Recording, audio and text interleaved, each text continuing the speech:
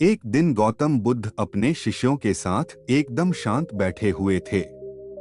उन्हें इस प्रकार बैठे हुए देख शिष्य चिंतित हुए कि कहीं वह अस्वस्थ तो नहीं है। एक शिष्य ने उनसे पूछा कि आज वह मौन क्यों बैठे हैं, क्या शिष्यों से कोई गलती हो गई है। इसी बीच एक अन्य शिष्य ने पूछा कि क्या वह अस्वस्थ हैं, पर बुद्ध मौन रहे। तभी कुछ दूर खड़ा व्यक्ति जोर से चिल्लाया, आज मुझे सभा में बैठने की अनुमति क्यों नहीं दी गई है। बुद्ध आंखें बंद करके ध्यान मग्न हो गए। वह व्यक्ति फिर से चिल्लाया, मुझे प्रवेश की अनुमति क्यों नहीं मिली। इसी बीच एक उदार शिष्य ने उसका पक्ष लेते हुए कहा कि उसे सभा में आने की अनुमति प्रदान की जाए। बुद्ध ने आंखें खोलीं और बोले, नहीं, वह अछूत है, उसे आज्ञा नहीं दी जा सकती। यह सुनकर शिष्यों को बड़ा आश्चर्य हुआ।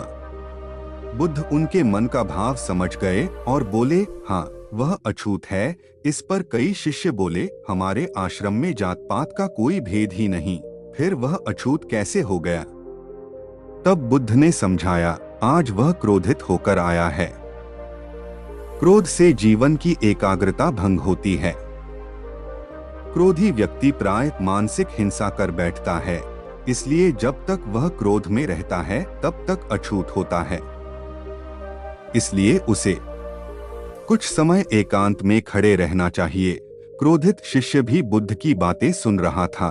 पश्चाताप की अग्नि में तपकर वह समझ चुका था कि अहिंसा ही मनुष्य का महान कर्तव्य व परम धर्म है।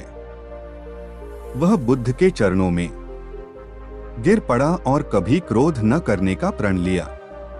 शिक्षा आशय यह है कि क्रोध के कारण व्यक्ति अनर्थ कर बैठता है और पश्चाताप उसे बाद में होता है, जिसका कोई लाभ नहीं मिलता। इसलिए हमें क्रोध नहीं करना चाहिए।